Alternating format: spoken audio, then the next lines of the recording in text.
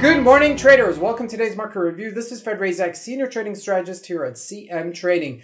And today is March 27, 2023, and today is Monday morning. So looking at the highlights of the day, the U.S. tech stocks lift the markets higher. But first, no major economic events scheduled for today. So as we look at the markets, post-Fed rate decision, looking at the Forex symbols, the US dollar drifts higher versus the major pairs.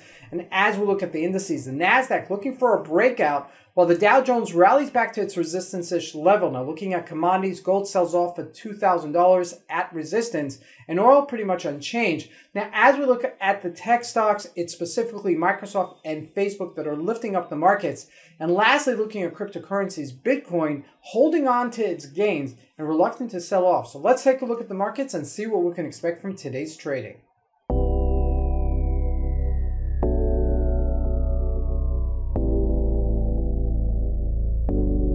So here we go, starting to look at the Euro USD, pretty much unchanged. You could see that just the dollar drifting a bit higher versus the Euro US dollar. If you look at the GBP USD, also just slightly higher. And I call it drifting because it's not showing us any clear sign yet, okay? When it does give us a little bit of a breakout, maybe above that 122.70-ish level, then I could say, hey, listen, it's challenging that double top. But for right now, not showing me any kind of direction for which the dollar is going. Now, jumping in commodities, this is where it gets interesting and very interesting, okay? Now, looking at gold, you see that we hit this Fibonacci retracement level, and this is not the first time. This is already several times that we hit it. So there is significant resistance level at this $2,000 level. Now, that doesn't mean that we won't be able to break it out higher at another time, but for right now, we're drifting just below it right now. I do want to keep an eye on this because if it does break out on that $2,000 level,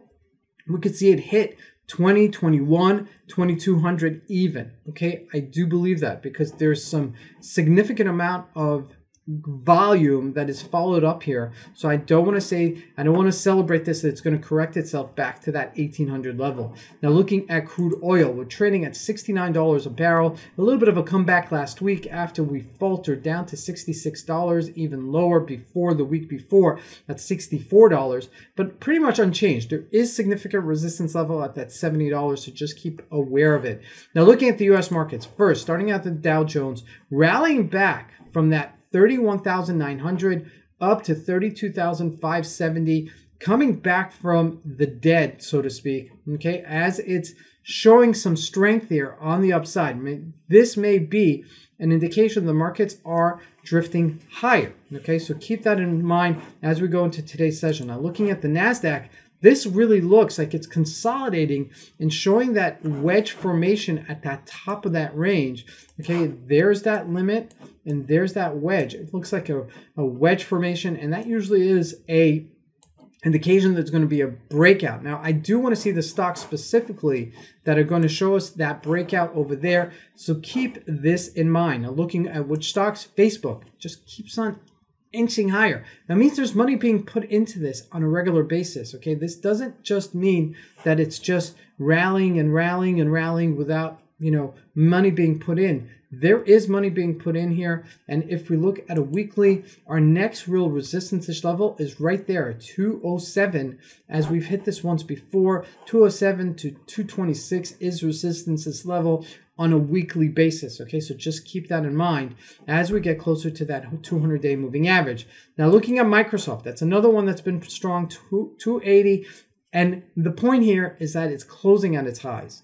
Okay, it's not just hitting it, but it's closing at its highs, and that implies that there's some strength towards the end of the day as there is legitimate buying into this stock, okay? If we look at Apple, also showing some strength at the end of the day, that's very, very important. Now, at the other stocks, JP Morgan kind of finding its footing at 124 after last week's Fed decision to increase by 50 basis points, by a quarter basis points, excuse me, to 5%. So the banks are going to get hit here. Okay, so that is really showing here as the market is, digesting the information, at least for now.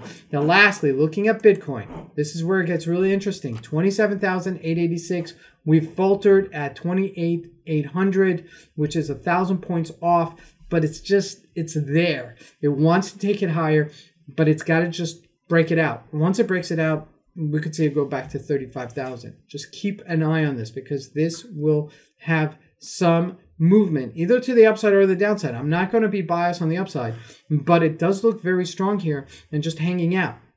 Okay, before it does, if it does sell off, if it breaks that 26,000, that's a sell-off, clearly. But it's at that level where there's so much, and you could see it, right? You could see the push on the bulls and the bears here of, you know, anytime it goes a little bit higher, they sell it off. Anytime it goes a little bit lower, they buy it back. Okay, so there's a lot of tension around this area between 27 and 28,000. So keep this on the radar because if it does have a breakout, we could see a significant move. This is Fed Razak. I want to wish you guys a great trading day.